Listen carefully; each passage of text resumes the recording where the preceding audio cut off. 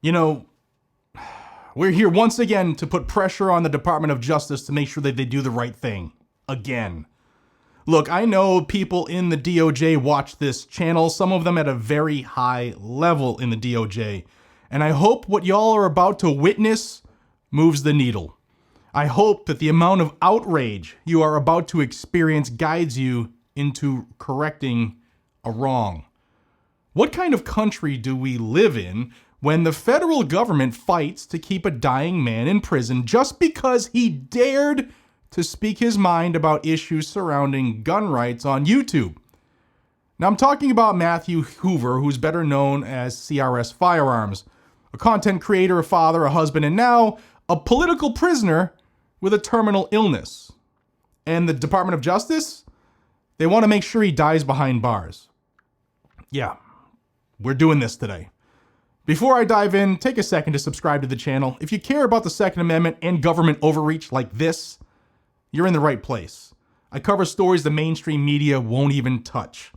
And a big shout out to our sponsor, Blackout Coffee. This is our instant coffee. Check it out. It's America's favorite Pro 2A coffee company. If you believe in faith, family, and freedom, grab a bag of our coffee. Check it out. Let me know what you think. blackoutcoffee.com/GNG. Save 10% if you use my code GNG10. All right, Matthew Hoover, CRS Firearms. He was convicted and sentenced to 60 months in federal prison back in April of 2023, all because he did a video talking about something called the auto key card. No, he didn't manufacture them. No, he didn't sell them, but he did speak about them. He reviewed one on the camera on his channel, and for that, he was convicted of conspiracy to violate the National Firearms Act. Even though the ATF admitted in court that they couldn't get said item to work as a lightning link. Lightning links convert semi-automatic rifles into fully automatic rifles, but machinists with decades of experience couldn't get it to work. Yet they still convicted Matt and put him away for years. The creator of the card, Christopher Justin Irvin, he even claimed that it was a novelty item that was used to inspire conversations about gun control, and boy did it. But the DOJ, the ATF, they felt like he was poking the bear, and they snapped back. So there's that. Now, after years in federal prison, Hoover is dying. His doctors have diagnosed him with terminal cancer. The fact that he had cancer was known during the trial, and he also made the court aware that he was seeking treatment and he was being tried in Florida. He lives in Wisconsin. As you can imagine how difficult that could be, someone trying to find a doctor to treat the type of cancer he has. And I'm not putting his information out there, but I do know the type of cancer, and it's not some manageable illness that the DOJ claims. It's terminal, okay? His legal team petitioned for what's called a compassionate release, which is a legal mechanism for terminally ill inmates to get out and get proper treatment to help them, enjoy what they have left. And yet the Bureau of Prisons said no.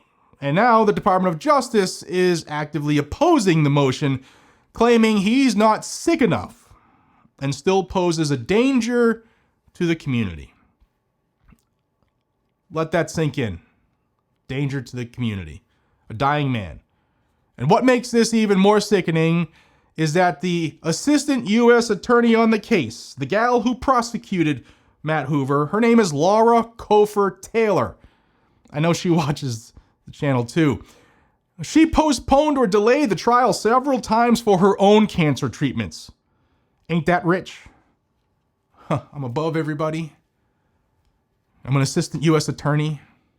Well, first, here's what was filed by her regarding Matt's compassionate release motion request. You can see here's her response. On April 21st, 2023, after trial, defendant was convicted of conspiracy to transfer unregistered machine guns and 4 counts of transferring unregistered machine guns. Again, for the auto key card, a drawing on a metal piece.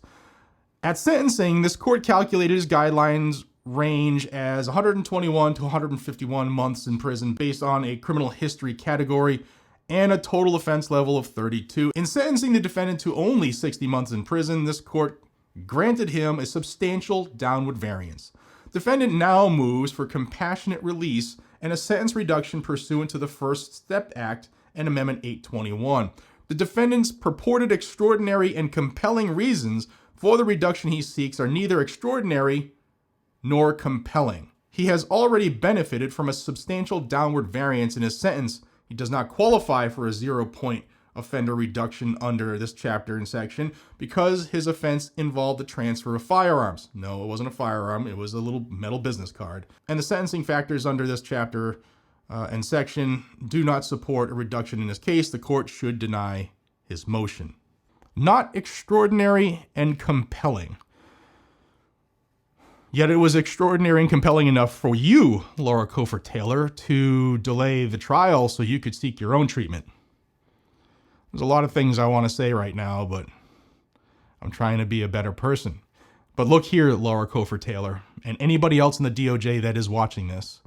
You got your win. You took your victory lap. It's time to do the right thing here. I'm not saying or advocating that anyone who's in prison who develops a terminal illness should walk free. What I am saying is that this isn't justice. This is retribution. To deny someone the same grace that you demanded and benefited from during trial is just wrong. It really is. And you have to admit, even if your machinist couldn't get the thing to work, it wasn't what you claimed it was. Okay? The DOJ has let murderers out on compassionate release, y'all, and people worse than that. I mean, for crying out loud, y'all in the DOJ need to get right with Jesus. Matt Hoover's only real crime was that he stood up against the ATF's unconstitutional abuse of power, and he poked them, and they didn't like it, and they made an example of him. He spoke out, he used his voice, and now they're trying to make an example of him again. In their response to his motion for compassionate release, the DOJ said the seriousness of the offense outweighs his current medical status. They also claim that his health can be adequately managed in prison. Okay. You'd think that the DOJ had bigger problems to deal with, like violent criminals, cartel smugglers, actual threats to national security. But no, they're still focused on silencing a YouTuber with cancer. Now, this is the same government that lectures us about compassion and equity. Yet here they are, determined to let a man rot in a cell because he had the balls to criticize their power. Now, if you're watching this and you're as angry as I am, don't stay silent. Here's what you can do right now. You can call your U.S. senators and representatives and tell them, demand that they have the Bureau of Prisons and the Department of Justice reconsider Matt Hoover's request for compassionate release. Share this video far and wide because people at high levels watch this stuff, guys and gals. We are the tavern that our forefathers, the patriots of this country, used to pass information. It's now here. You're in it. The mainstream media won't cover this, but we will. Here's the next thing I want y'all to do. Call Laura Kofer Taylor now and let her know how wrong she is. This is her office number, 904-301-6300. Remember, you're calling the Assistant U.S. Attorney's Office, so don't say anything that's going to get you jammed up legally, but you can let her know how wrong she is. Also, call the Attorney General Pam Bondi's office, because Pam, this is happening under your watch. Donald Trump, this is happening under your watch, Mr. President. 202-514-2000. That's the Attorney General's office. Call the White House. 202-456-1111.